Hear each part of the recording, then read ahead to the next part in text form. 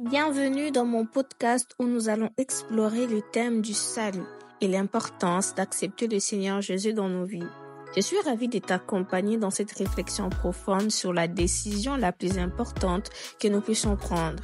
Prépare-toi à être inspiré, encouragé et transformé par les vérités que nous allons découvrir ensemble. Es-tu prêt? Alors, on y va. Te demandes-tu un jour si Dieu doit-il te laisser accéder au ciel? Imaginez un instant que votre temps ici sur cette terre était arrivé à une conclusion inattendue. Avec un désir irrésistible, vous vous trouvez devant votre Créateur, enfin. Pendant que votre confusion et votre admiration se transforment en une anticipation et une excitation de pouvoir enfin voir votre maison éternelle. Vous êtes soudainement arrêté avant l'entrée. Dieu vous pose une question pénétrante. Pourquoi devrais-je te laisser entrer au paradis? Comment répondriez-vous? Heureusement, quand ce très grand jour et merveilleux arrivera pour chacun de nous, Dieu ne nous demandera pas de terminer un test avant l'entrée, impossible.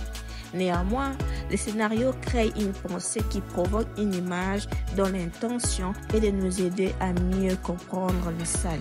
Certains peuvent répondre à la question de Dieu en faisant référence aux bonnes choses qu'ils ont faites. D'autres décriraient leur fidèle participation à l'église.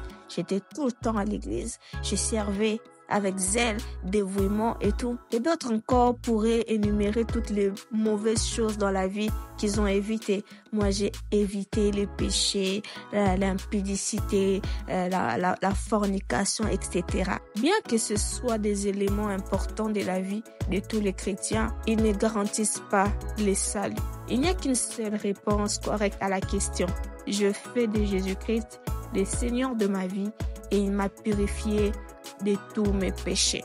Savez-vous que Dieu vous a créé avec l'éternité à l'esprit?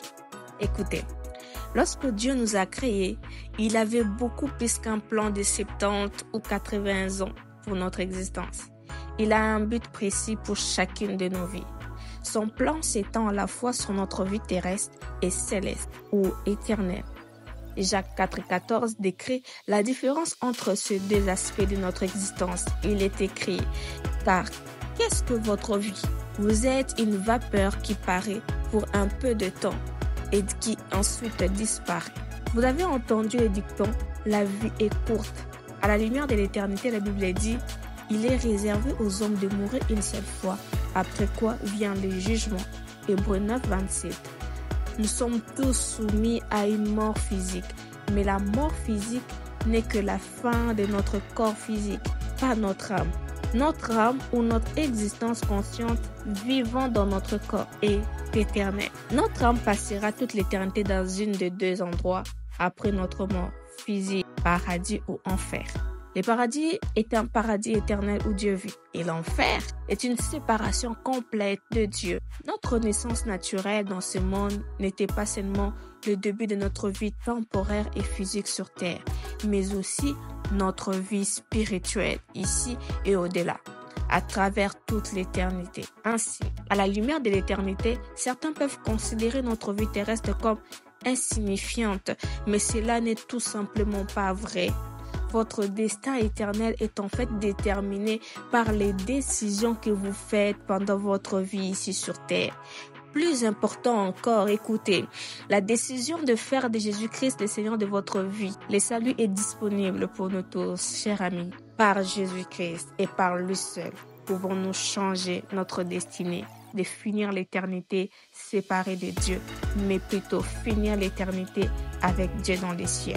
Jésus a déclaré, « Je suis le chemin, la vérité et la vie. Nul ne vient au Père que par moi. » Jean 14, 6. Les décisions que nous prenons dans nos vies terrestres sont également importantes pour d'autres raisons.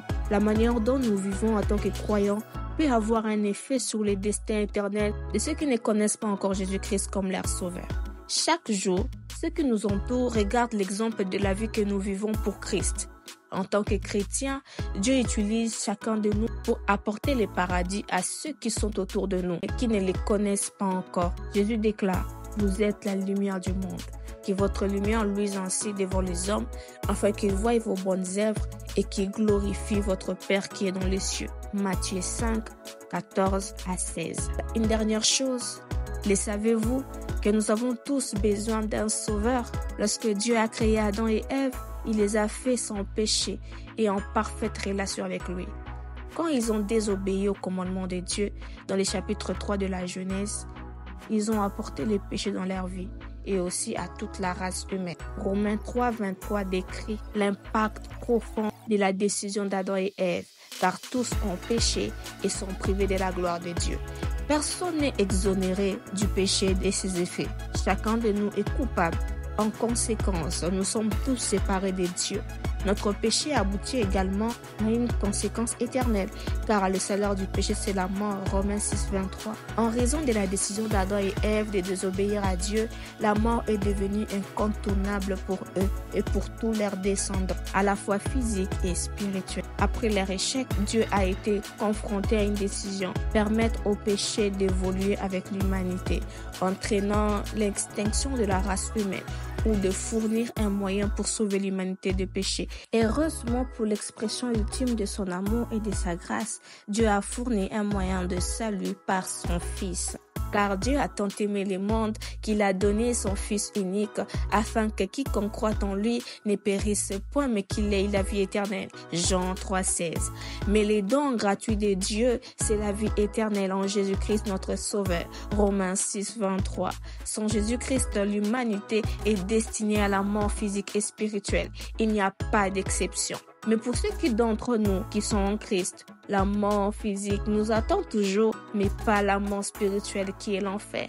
Plutôt, la vie éternelle dans les ciels nous attend après avoir quitté cette terre. Par les sacrifices parfaits de Jésus-Christ et de sa résurrection d'entre les morts, nous échappons à la peine spirituelle du péché.